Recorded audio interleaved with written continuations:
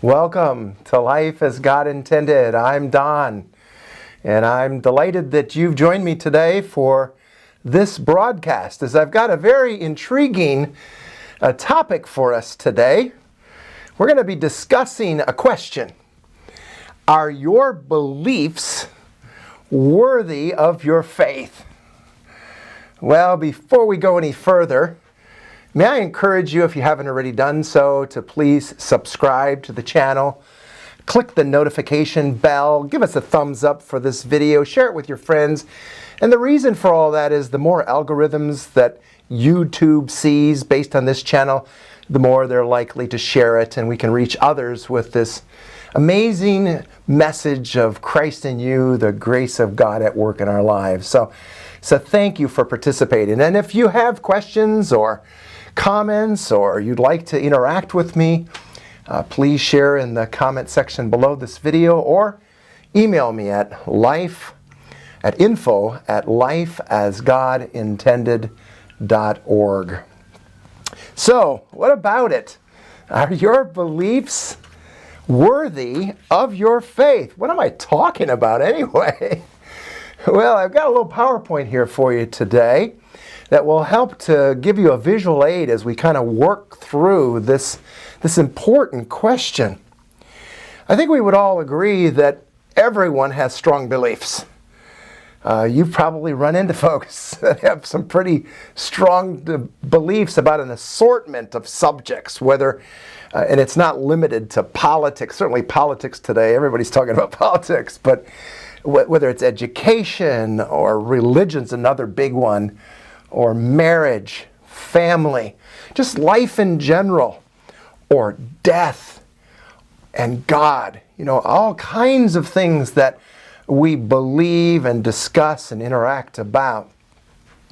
And have you noticed that when it comes to God, that people often say with confidence that they believe in God and that their beliefs are spot on and you should believe like them? Have you met anyone like that? Maybe you've been somebody like that. Well, the reality is that we all live based upon what we believe to be true. Otherwise, we wouldn't believe what we're believing. And as a result, we are making important decisions every day that affect our lives and our fortunes. And many people identify themselves as being Christian based on the belief that they are forgiven of their sins, they're on their way to heaven because of what they deem as true. You might be one of them. So here's another question for you today. Is believing the right doctrine enough to secure your future in heaven? Or is believing whatever you believe significant enough for whatever matter you're putting your trust in? And another question that goes right along with that is, where does faith come into this whole discussion of belief? Is faith the same as belief? And if not, what's the difference? Well, that's what we want to discover today. And so let's take a look at these words and see if they're saying the same. Because it's interesting, faith and belief are both translated from the same root word in the Greek New Testament. The noun is pistis, and the verb is pisteuo. Now, to translate those Greek words, they're translated either to believe or to have faith. Now, when it comes to unbelief or doubt, etc., all unbelief or doubt is derived from the same Greek words with just a prefix before pistos or pisteuo, and it's the little prefix a. You see, in Greek, the little letter a means no. So in classical Greek, both words were used in relationship to trusting something or someone. All right, so we see that they both have the same source, the same Greek word, but do they mean the same? Well, let's see. While faith surely includes the element of belief, belief and faith are still not the same thing. That's what I'm suggesting. Certainly, an individual must believe that something or someone exists before it's possible to put one's faith in that person or thing. However, to put one's faith in something or someone requires trust. And putting trust in someone or something requires faith on our part, doesn't it? And who or what one trusts can have far-reaching, even eternal ramifications. You see, it means reliance upon, dependence, depending on that person or thing. And it's vitally important. It's vitally important that our beliefs for making these life and death choices of heaven and hell be founded on the truth of what God has revealed. This isn't just about what you and I have come to conclusion about or what you and I believe is true. No, what is God revealed is true. So that's why I'm asking the question, are your beliefs worthy of your faith? You see, let's differentiate. Belief is primarily solical. What do I mean by that? It's a function of our minds. You see, in our minds, we try to figure out everything, don't we? We try to figure out what's true and what's false, what's right and what's wrong, and conveniently so, that's where we feel more in control, don't we? Exactly. You see, belief is like a maze of thoughts bombarding our minds that can frankly leave a Christian attempting to sort it all out, trying to figure out what to believe. And in their rational mind, they come to an explanation of what they believe to be true or what they believe to be false. And based on that, they establish what they believe, and then oftentimes they use those beliefs to give a defense of their faith.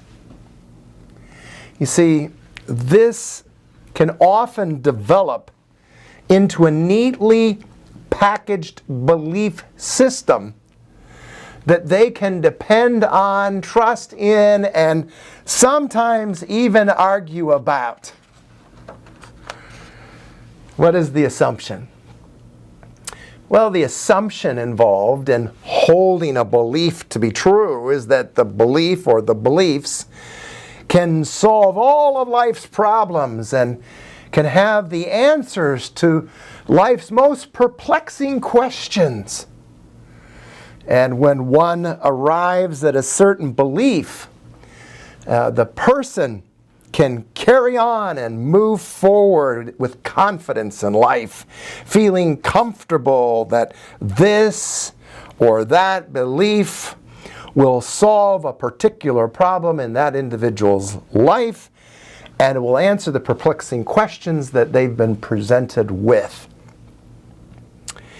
You see, beliefs also carry with it the assumption that it's correct or accurate. It's very interesting. To doubt or to have an uncertainty regarding your beliefs is often referred to as the kiss of death for belief. You're not allowed to doubt. You're not allowed to question or have uncertainties. Your beliefs better be solid. You cannot believe something if you doubt it or don't hold to it to be true. Whereas faith differs greatly from belief and actually transcends it. You see, while belief is centered on facts and figures, a cognitive decision-making process, faith, on the other hand, is about the spirit, the supernatural, the divine. Faith connects us to God's gift to mankind, Jesus Christ himself. You see, it's our faith, our receptivity to God that is faith. That's not necessarily based on facts or mental understanding as to what's true or what's false. No, that's based on Him and Him alone. You see, faith is rather our trusting in. It's our receiving by faith the person of Jesus Christ himself. If I would put it so plainly, faith is to simply be receptive to God. We began this broadcast asking the question, are your beliefs worthy of your faith? Now, the obvious answer after this short discussion is only if what you and I are believing has actually been derived from Christ, what He's initiating and what He's doing. Now, you won't want to miss next week's broadcast because we're going to get into much more detail in contrasting what are the differences between belief and faith. And hopefully we're going to discover a much clearer understanding, which then will facilitate and allow us to participate more intimately, relationally with Jesus Christ as our life. And so, until next time, my prayer for you is that you experience life as God intended. We hope you were encouraged and blessed by this video. We would love to have your feedback and interact with you. If you have a testimony that relates to today's discussion, please share it below in the comments. Don't forget to subscribe to the channel and click the notification bell so that each time we upload a video that you'll be notified. Be sure to check out our blog on our website, which is in the description below. And until next time, may you experience life as God intended.